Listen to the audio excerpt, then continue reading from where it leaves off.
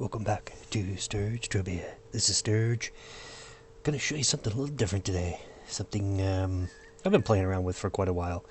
But I'm here kind of by the Crystal Bay area, by Carolyn's, and I'm gonna show you a little quick hunt while I describe what I'm doing. I'm gonna be hunting the adaptable brown papu, which are tameable. But first I'm going to get a baseline. I'm going to kill 50 of them using the Ozpin John, because I know that I'm not going to get a lot of overkill.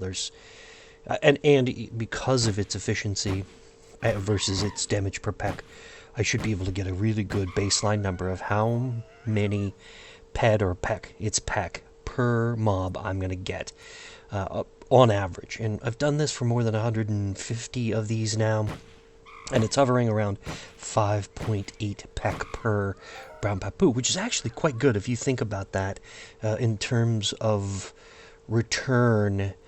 That's probably 90 to 92% return, which is actually really good for these. But I'm going to show you, the whole goal of this video is to show you that if at first you scan the adaptable brown papu, and then you sweat them, and then you tame them, you actually can make almost 100% return, at least at low level. If you're low level like I am in the whipper profession and the taming profession, then you can actually get close to 100% return. We had a long discussion about this recently on a stream, thanks to Leon Hawkeye, with great questions, super great questions, and that maybe this is an anomaly because of my very low level. Also that I'm using, or I'm going to tame, sweat, and scan using armor, and so that may also have some sort of effect on the return, because all of that is added into the loot calculation upon the tame. Now, right now all we're getting is weapon decay, ammo, and whatever armor decay, which is almost nil. It's going to end up being about 4 to 5 peck at best. That's the only thing contributing to the calculation for the loot that I'm getting right now doing the hunt. And like I said, that 5.8 peck per mob comes from that data. I'm not going to show you that because you can come and convince yourself of it, but I'm going to show you what happens when you actually start off scanning, sweating, and then whipping these creatures. And by whipping, I actually mean whipping them until you tame them. This is sort of a play off of the previous video, Whip It Good, because I wanted to show you the results of other types of taming and how that can affect your return. So 9.23 PED for the first 50 mobs. That's, well, actually, you have to consider I'm putting the ammo back in there, and I started with 10 PED, so that's all right. But gives you a feel for what the return looks like. There are not a lot of things you're going to get out of here. The fruit I threw in there, but, animal muscle oil, papu tooth, papu palm, some just animal oil residue, some tail, and then, of course, the aragonite crystal. And then we can look at the decay of the Ozpin John and then get a calculation for the return. Like I said, it's averaging right now at 5.8 peck per mob. And of course, certainly you can go and look at the markup for the papu parts, the tooth, the palm, and the tail. And then, of course, the aragonite crystal isn't really going to make any difference. There's some good markup here for the papu palm, the tooth, and the tail. And I'm not going to include that into the calculation for the return. I'm going to go all TT value, and that's that 5.8 peck per mob, is all TT value. What you do with the markup is, well, where you make your ped. So let's look at the setup. Looking Glass Scanner, which is the TT scanner from Rocktropia. Obviously your VSE MK1, which is your sweating tool. Everybody has the same. There's no decay on this. And then, of course, the Dominex Original Garter, which I showed you in the previous video, the Whip It Good video. And that's, besides my armor, those are the only 4 things of decay we're going to be contributing to each and every mob that we tame in the final calculation, and looking at the percent return. I think that's kind of important. There is a discussion that Leon Hawkeye brought up, and I really do appreciate that. Mindark said that scanning is not included in the loot calculation, but that was a couple of years ago, so we really do need to look at that a little bit differently in a different video where we're just comparing literally scanning a mob than killing it versus the same mob. And maybe I'll do that later. But for now, I just want to show you what happens when I do scan, sweat, tame using this setup. As you know, I'm a big Wikipedia fan, and I'm looking at the scanner, and we got no decay data. So we're going to have to try to flush it out from the scanner's data. And what do we see initially is the looking glass, which is second from the bottom, has no decay data. But since it's a TT scanner, we'll probably compare it to the Calypso TT scanner, the Investifo, Chikara et Investifo E whatever, and it has 1.02 peck of decay. We just kind of make it look like we can look at the TT, and they all have this 1.02 peck of decay for the most part. The old ones, the new ones, whatever. So that's what we're going to call the decay for the Looking Glass scanner. Of course, next up is the Dominax original garter, and we can see over here on the right that the decay is 0.703 peck. So that's less than a peck. That's nominal. Great. That's going to be contributed to the tame as well. And taming, of course, a different loot calculation, but that's okay. So that's the second piece of data. And of course, the last thing would be the VSE MK1, which is your sweating tool, not pictured here. I'm picturing the Looking Glass for some strange reason. But that has no decay. So the only thing you're going to get while sweating is decay from armor. And I think that's Leon Hawkeye's point, that there may be that contribution has something to do with it. And we actually got into a wonderful discussion about how turreting a mob after you've taken damage to your armor and what you get from that in return for armor decay, and then of course drowning a mob. And so it's obviously included. Armor decay is obviously included, whether you turret, drown it, tame it, shoot it, hunt it, swunt it, whatever. It's included. So you see what I'm doing here. The whole plan is use the scanner first, and then after you scan the creature, equip your VSEMK1, the sweating tool. I'm just going to call it the sweating tool because I can't seem to pronounce the others. And then sweat it. And this mob only has 20 hit points. So it's super fast, even for a crappy sweater like I am. I'm only like a level 9 in sweating. So this is pretty quick and lucrative. And I mean lucrative because the viability of selling sweat at like 1.5 ped per K is pretty likely.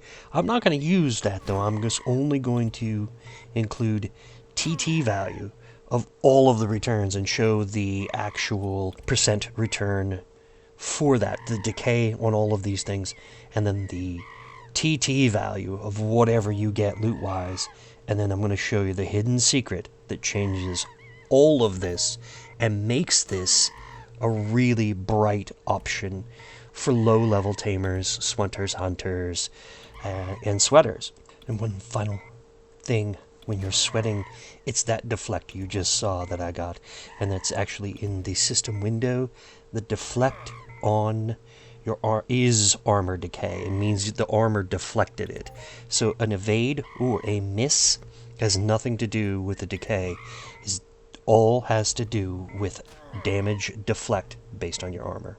The last thing I want to mention is how many whips it takes to tame one of these mobs at Whipper Profession level, I think hit 11, and then damage I think I'm at 9. So keep that in mind. If your level is lower in the Whipper Profession, you're going to have a very different result. Basically based on armor decay and the number of whips it takes to actually tame the creature, and whether you have success or not. You'll notice here I get success on that one, so that's pretty nice considering that it took me 10 whips to tame that creature. That actually turned out to be very close to the average, 9 whips, but it became less and less and less over more and more mobs. And that's great, and that's what you would expect, right? As your skill level goes up, you tame mobs faster. And mind you, you're getting a lot of skills here. You're getting scanning skills, you're getting sweating skills, you're getting concentration skills from sweating, and you're also getting whipper hit and whipper damage And all of these skills are coming in as well. So this is like the best way to maximize skill gains and loot and keep it close to 100% return. Even if it's only 99% or 98% return, that's better than a 95% return that you would get, or at least sort of promise to get, and then you have markup. And that's really what I'm trying to get after, is if you're low level. Now, for the higher level players, for level in taming, it's going to be a very different progression. But it's possible, I think, to dial this in using your whipping profession, your sweating profession, and as well as your scanning level, and then, of course, armor decay, maximizing the contribution you can get from taming a mob. And that's really what this is all about. I'm just starting at a low level because that's the example that I can give you. I can't give you juicy fruits like level 46 taming. There's just no way I possibly could do that. But that avatar may be able to make a video and demonstrate that. For a low level, and I always think that that's a really good place to be, because so many people are saying, well, I don't have much skill in this and I would like to know what happens as I progress. And I think you should keep really good track. As Leon Hawkeye pointed out, he really enjoys keeping track of all of this data, and so do I, and that's why I make videos like this that give you all of the data, or at least a good portion of the data you're going to need to actually truly maximize the returns you get in whatever profession you choose, or whatever approach you choose to, either it's just hunting, or it's swunting, or it's scanning and then hunting, which is a completely new thing, like it's gunting or something like that. I don't know what you call that. Whatever approach you choose, if you can maximize your return or get them so close to 100%, markup becomes much easier with the loot, and that keeps you in profitability and or at least sustainability while you're playing the game. So here it is. I tamed 10 of them for this example in the video, though at this point I have 50 of these tamed and under my belt with the data. Even though the data is consistent, we know what the data is for all of the decay for each of the whip and the scan, and then of course the armor decay. And now I have 10 of them, and now I have 10 of those pets that I can show you the final contribution, which is a bit random, sadly, but I'm going to show you the final contribution to your total, and then this helps you see how you can actually really do well and profit or be sustainable doing this method. Okay, so here's the secret, at least on Next Island, and I'm only using a Next Island mob as an example. So, but you could do this on any planet, it wouldn't make any difference. You go to the stables on whatever planet you're on. Here on Next Island, I'm going to go to it's the stable shops. There are no shops here yet, but I'm going to go and interact with the stables terminal, and then I'm going to take each one of these pets, one of these 10 pets, and I'm going to extract their essence, and I'll place them in the pet area here. I'm just going to drag and drop, and then I'm going to say apply. And in doing so, I get 2 pack in animal essence. And now I also have the opportunity to get a rare animal essence, and these things have markup. And so I'm going to go keep going through each one of these and so forth and show you the result in a minute, but I want to show you it's a little random. As a general rule, you're going to get no less than a pack in animal essence, but sometimes you get 3 animal essence. So, sometimes you'll get a rare animal essence, and these things have 200+% markup. And it may be a challenge to sell them, and you may have to find the right place on whatever planet you're on to sell them, but look at these, I'm getting a couple of 3s over and over. And even in that stream that I did a few days ago, I was getting 1 pack per. So it is different each and every time you go through, and you basically bleed out the animal essence here. But I got 18 pack in animal essence from 10 mobs. In that stream I did recently, it was only 11. So it's going to be different each time. that certainly is going to change the rate of return for you. But overall, that's really, really nice to get this markup. And you have the basic TT value to make the calculation. So let's look at the final results here from this first 10, or the 10 mobs that I tamed. Scanned, Sweat, and Tame. Here we're at 92 peck for these 10. And that might not seem like very much when you consider the average cost to tame each one of those 10 mobs was 8.93 peck, and the average TT return for those 10 mobs was 9.2 peck. The difference gave me 102.93% return. And you might be saying, well, that's just, you only did 10 of them. I've got this data up to 50 now, and my skill increases, and I'm still running at 99.2%. And then also, look at the animal essence. Look at the markup here. It's greater than 200%. And considering at 1.5 PED per 1,000 of sweat, 200 sweat is 30 peck of sweat.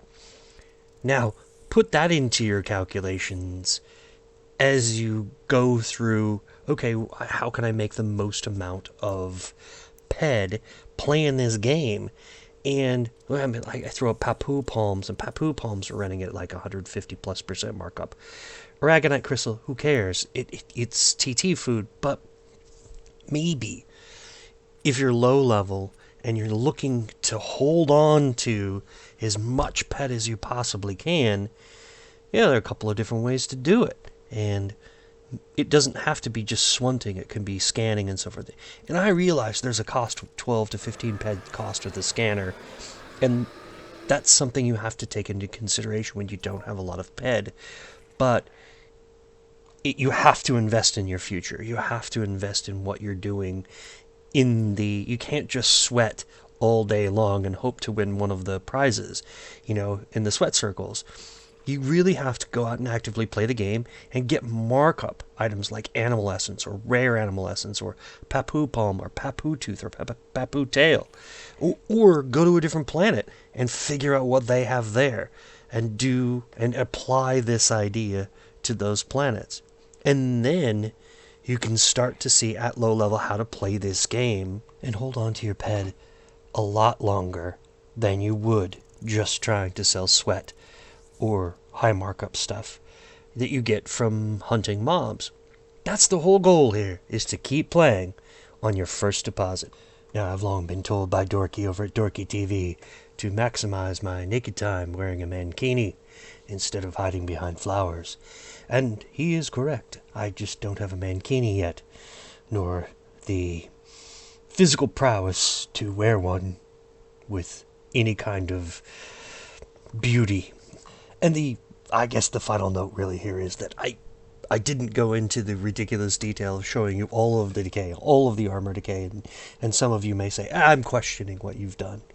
But honestly, if you go out and try this method of scanning, sweating, and then taming using the most basic TT scanner, has no markup, and then the Dominic's original garter, which only has this very small amount of markup, maybe pay as high as 12 PED for the whip, you're in 24 PED, and you burn both the scanner and the whip down, and you get some armor decay, and you're running at 99 or 98 or even really horribly 97% return on this project. And then you've got the markup from the sweat, which you're going to do anyway. You're going to stand in a sweat circle and you're going to sweat anyway. And then you have the markup from the essence and the animal essence. And possibly the rare essence. Wow, that changes the game, doesn't it? Now you have all the skills associated with it. You have all of these high markup things, like sweat. Wow, why wouldn't you do this? You've got all the good things that you would want playing in Trophy Universe. And I think that's the take-home message. Don't be hide behind flowers if you don't have a mankini, and scan, sweat, and then tame these creatures. Gain all the skills, gain all the high markup stuff, and just keep in the game a little longer with, what you started with. All right, this has been a long-winded video. I do appreciate everyone for watching, and hopefully this will be informative and create a bit of discussion about this type of methodology for low-level players, and then maybe how that translates to higher-level players and how they play it as well here in the Entropy universe. Thank you all for watching. The Sturge signing off. Ciao for now.